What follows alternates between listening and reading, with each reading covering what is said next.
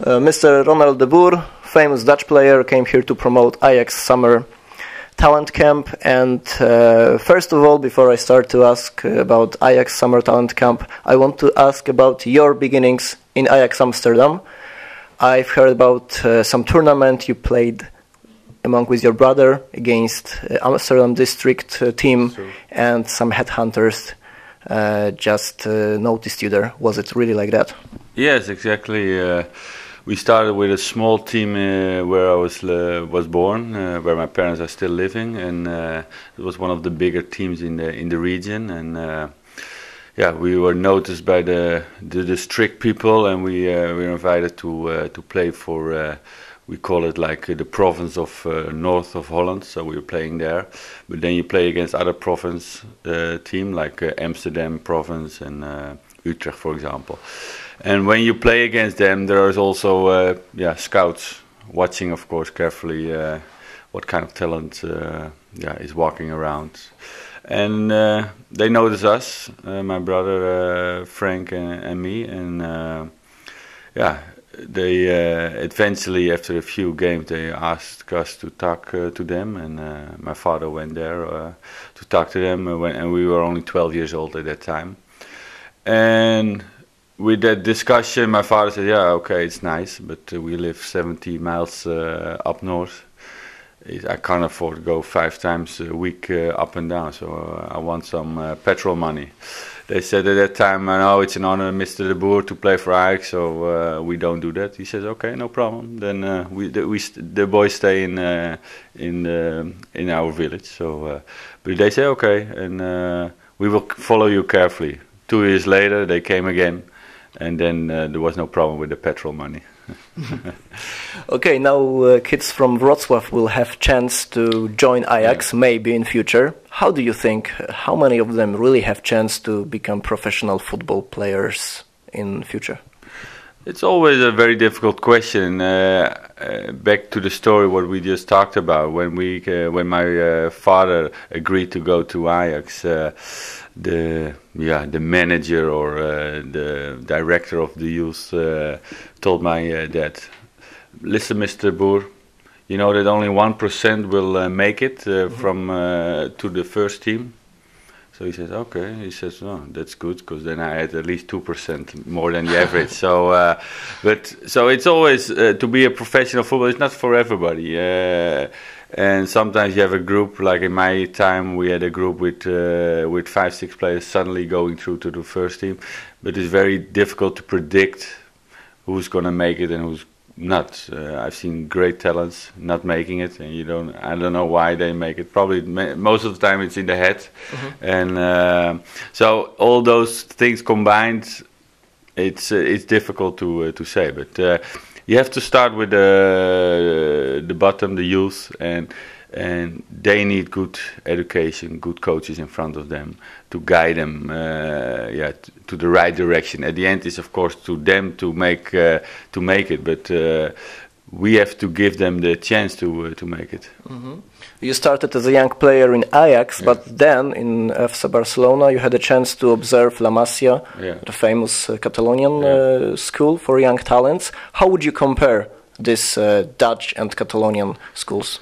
It's a bit similar, of course. The ID, the identity that those clubs have is very similar. Of course, of the Johan Cruyff area.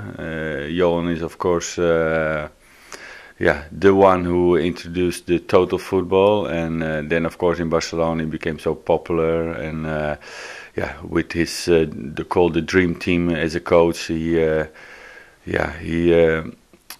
showed the world how football should be. It's entertainment, but also good football, and everybody loved the way they played in the area of 90 till 93, I think, and from there on they went through, and now you see like the Barcelona of nowadays. They play the football that he wants, because it's like a position game with the total control over the ball. Everybody in the team has the control over the ball, and that's also the philosophy of Ajax.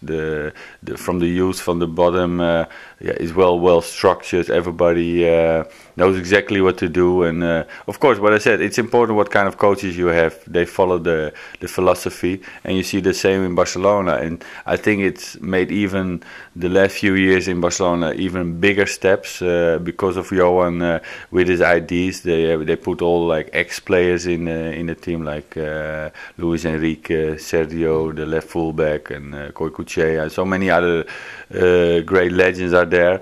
That is also what's happened now basically in Ajax. My brother was working there, Brian Roy, Bergkamp, Wim Jonk, Trustful, Danny Blind before, Van der Brom, who's now coach of The Hague, who did very well.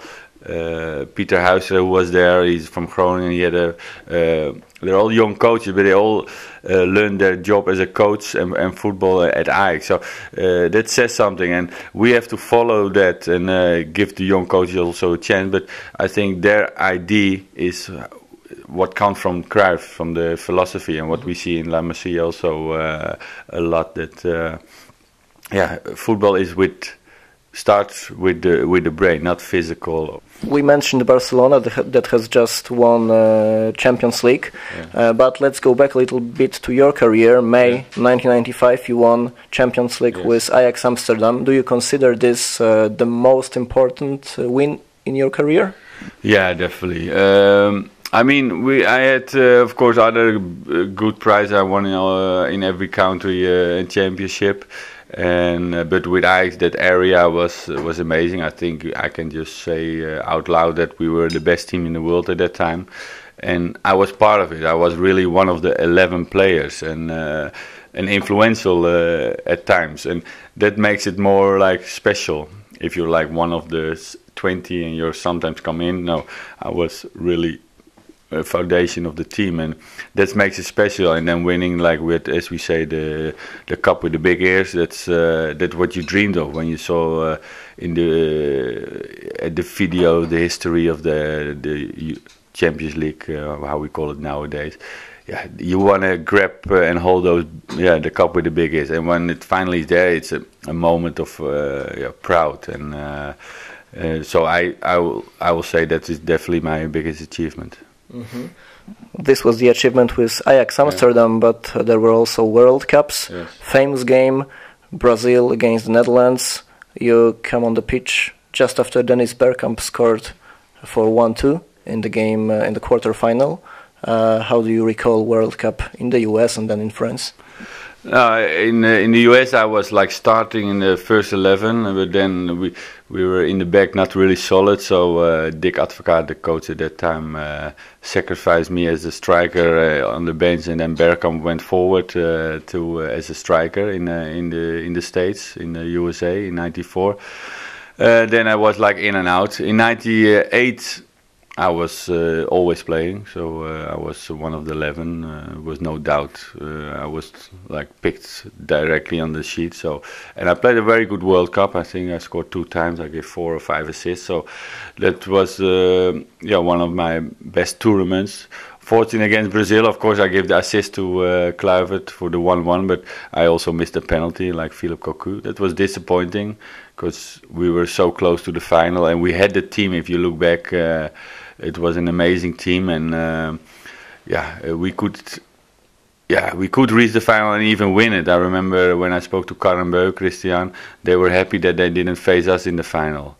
And they won easily against Brazil 3-0 in the final, but they feared us more than Brazil, and that says something. The respect that we had for as a team to the other country, but that's a shame that generation never really got a big trophy, because we had the chance. Even like I remember in Euro 2000, ridiculous that we didn't win that tournament. I mean, against Italy, who reached the final, I think 2 times the post, 2 times we missed a penalty in normal time. Still several chances that didn't go in, and then they reached the penalties, and then we missed, I think, all penalties. So. That's something that you think back like, it's a shame that generation never got a big trophy. You mentioned Euro 2000.